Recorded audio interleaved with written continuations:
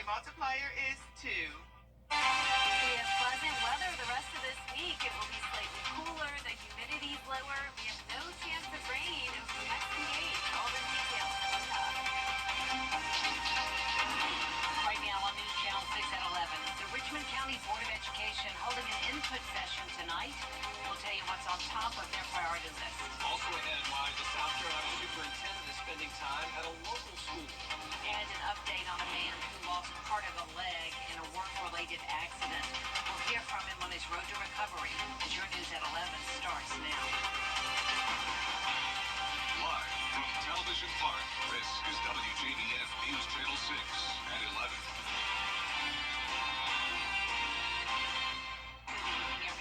Jenny Montgomery. I'm Brad Means. Thanks for joining us as coverage you can count on begins tonight in Richmond County. The school board met to talk about plans for the new school year. Nikita Dennis has the story. The Richmond County Board of Education voted to renew the strategic waiver school system during a public hearing Wednesday. In 2015, the Georgia legislature had every school system determine whether or not they wanted to be a Title 20 no waiver system, or whether or not they wanted to utilize flexibility waivers in order to be able to waive certain requirements of law or state board rules. The strategic waiver will allow the school system to make changes on school policies impacting student achievement.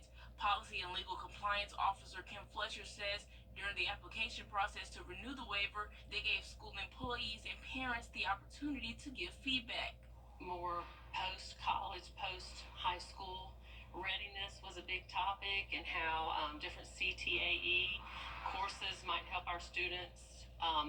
One recommended more hands-on training for our students. So there are some very good suggestions offered from those surveys. Fletcher says the school system waiver will be used to give schools flexibility for student growth. Back in 2015, we determined to become a strategic waiver school system. So one of the main goals is to fulfill those requirements, which is to enter into a contract with the State Board of Education and to decide on what waivers that we want to utilize as a school system in order to increase student achievements. In Augusta, Nikita Dennis, WJBF, News Channel 6. The school board also discussed the budget draft for next school year. It includes pay raises, which are in addition to Governor Kemp's allotment of a $2,500 increase for teachers. School Superintendent Dr. Kenneth Bradshaw recommends raising the salary for first-year teachers to $50,000. Bus drivers and lead drivers, as well as other employees, would get raises too. Board members are going to vote on the proposed budget after one more reading and vote. It is time now for a first check of the forecast. And for that, we want to check in with meteorologist Jenna Petracci. Well, it was a beautiful day, nice and sunny. It was warm once again, but our temperatures will start to cool down starting tonight. Here's a look at our Terry Lambert Hyundai Skyview cam over at SRP Park.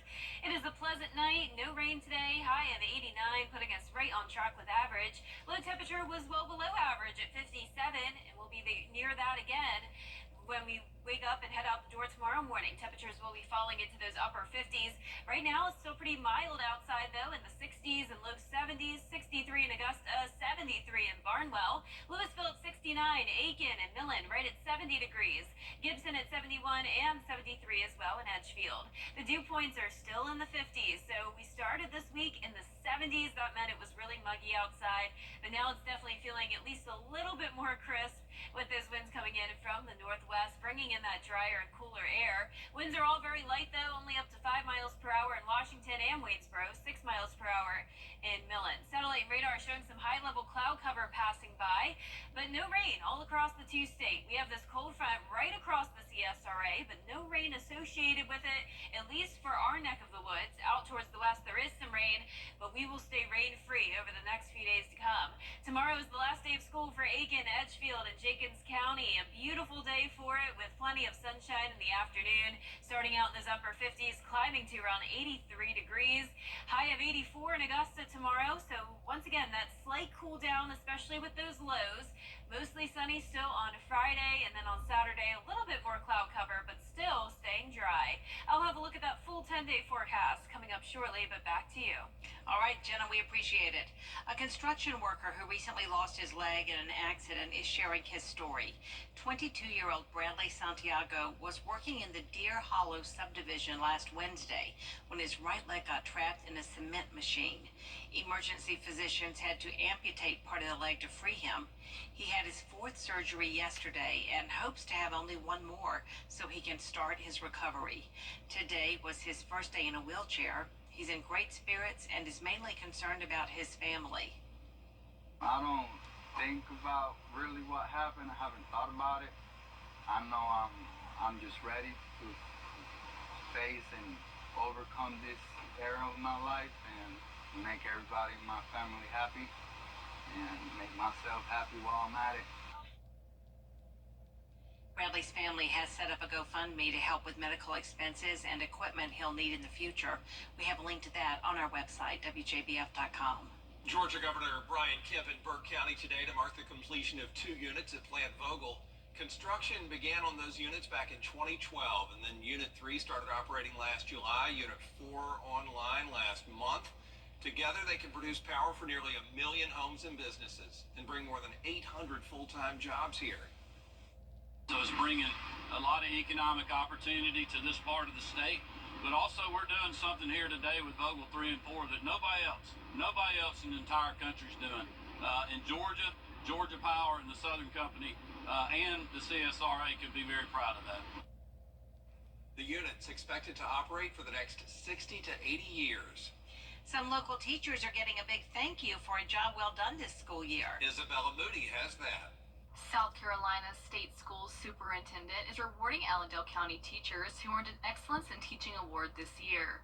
The awards go to teachers whose students have excelled in their classes. This is the first year of the program in Allendale County. When I saw the difference that it was making in keeping veteran educators in the classroom, I knew we had to bring this to Allendale County. Weaver notes that teachers and school leaders are working hard to increase academic achievement in Allendale County. The school system is currently run by the state, but Allendale County Superintendent Valerie Cave hopes programs like this one will help her and the county school board regain control. Be able to come to a community that frankly doesn't often get a lot of celebration and to celebrate the amazing work that is happening here is really gratifying. Superintendent Cave knows being able to give back to teachers is important because they help shape children's futures. They make the change happen in classrooms, and they are the reasons that children are successful. One of the award winners is thankful all of her hard work is paying off. I made it to this point by working extremely hard with my students because I feel that they have the potential to be great. And sometimes they don't recognize their full potential, so I try to make sure that I push them to it. We reach for the stars. That way, if we miss it, at least we're still in the sky. The award is not only a symbol of Tinsley's hard work, but also a motivator. I find new ways to teach things, new ways to motivate my students. So yes, I believe that next year I'll do even better than I did this year. Her students couldn't help but be excited for her too. They were so excited they started crying because she said she was so happy. The awards in this district are funded by South Carolina Department of Education through both state and federal funds. In Allendale, Isabel Moody, WJBF News Channel 6. A lot of local food pantries and distribution centers across the low country of South Carolina are getting set for a busy summer to help close the food gap and feed thousands of students. In January, the state pulled out of a new federal program that offered food during summer break for students who get free or reduced lunches. And since then, agencies have stepped in to prevent children from going hungry. The problem is that the governor decided to unilaterally reject those funds without consulting with the legislature. And so, unfortunately, South Carolina will not be participating, thus leaving thousands of children hungry this summer. The South Carolina Education Department reports nearly 62% of students rely on school lunches statewide. Coming up, a new sculpture is headed to the Garden City.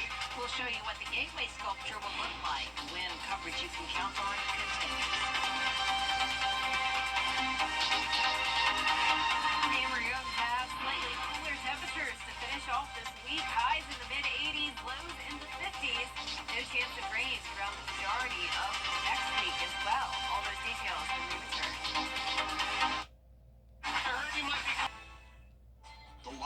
6 Skyview Network, sponsored by Terry Lambert Hyundai. Now, your most accurate forecast with WJBF Live 5/6. Welcome back. I hope you enjoyed your Wednesday. It was a beautiful day, plenty of sunshine, warm temperatures, and now as we take a look at our Terry Lambert Hyundai Skyview cam outside the station, really not much going on. It's pretty quiet weather this week, sitting at 63 degrees, dew point of 57, so lower humidity to work with this week. Overall, feeling pretty nice.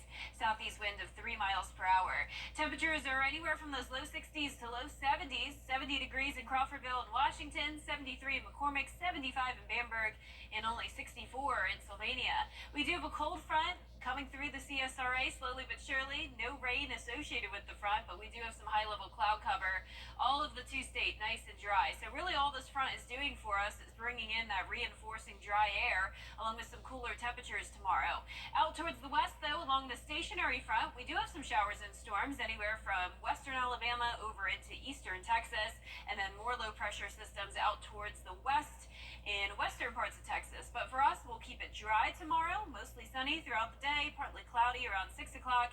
Temperatures starting out in the upper 50s, climbing into the low to mid 80s. So a nice cool down with those lows at least. We'll be in the 50s, so definitely well below average for this time of the year. Saturday's the first day of June, and 55 is definitely not typical June-like weather, so we'll take it a little bit more crisp in the mornings. And as for those highs, it'll be pretty comfortable for the first few days of June in the mid-80s. And on top of that, remember, we have the lower humidity as well, so dew points will stay in the 50s. Even on Sunday, up to 59. We'll see a little bit more moisture trying to bring us a chance of rain, but overall, a lot of dry air in place, so those rain chances struggling to get higher than 20%.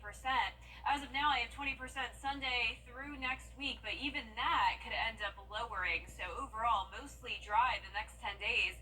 Our 48-hour futurecast here showing that cold front staying to our south. Plenty of sunshine for tomorrow. A little bit of more cloud cover Thursday evening, but back to sunshine Friday morning. All of this rain out to our west will not be impacting us as it moves into that dry air. It just falls apart. On Saturday, we will see some of this cloud cover creep back in, but overall, a beautiful weekend and a nice start to the month of June. And reminder that hurricane season begins on the first day of June and it runs all the way through November. And heads up, it is going to be an active one. And on Saturday and all of next week, we will have more information on what you can expect this hurricane season. So definitely look forward to that. Lows tonight will be in those mid to upper 50s. Highs tomorrow will be in the low to mid 80s, below average. In our 10-day forecast showing the below average temperatures all the way until around Monday of next week. We're keeping it dry through Saturday, just some pop-up isolated storms on Sunday through next week. Don't let those rain chances intimidate you. It's definitely not going to be a washout next week. Mostly dry and getting hotter, upper 80s to low 90s. Back to you. All right, Jenna. A big art display in Augusta is finally on the way. A commission committee giving the okay to the design of what will be the city's first gateway sculpture. It'll be a large piece of art on Sandbar Ferry Road featuring faces from Augusta's history, including Lucy Laney and James Brown. The sculpture was selected after a lot of community input. A very strong welcome into Augusta for people coming in from South Carolina. So, you know, a gateway is just supposed to say hello and set a scene for you're coming to a very creative community, a very art-based community, and I think that sculpture does all of that. 5 years ago, commissioners rejected a gateway sculpture on Alexander Drive because they did not like the design. The cost of the new sculpture is $225,000 funded by the sales tax. Still ahead, the first day of jury deliberations is in the books. We're going to have the latest one. Is sponsored by Pinnacle Bank. Finally tonight, orcas are crashing into boats for fun. A small band of killer whales has been sinking ships off the Atlantic coast of Europe. A report from the International Whaling Commission found it's most likely teen orcas goofing off because the sea's a very boring place for an animal. Yeah, it's also in the orca's nature to follow ships for short amounts of time. One way boaters can avoid the marine mammals is for them to hang strings that resemble jellyfish, which orcas apparently despise, and that'll help ward them off. I mean, it's got to be pretty boring. Yeah, I mean, same water every day, same drill, chasing fish. Yeah, it doesn't change up that much. Never changes. Our 10-day forecast showing the beautiful weather tomorrow and Friday. Temperatures in the upper 50s to start the day, climbing into the mid-80s in the afternoon. Partly cloudy but dry on Saturday. Isolated showers and storms Sunday into next week as we heat back up to around 90 degrees. And that is our report for now, everybody. Thank you for watching. Make sure you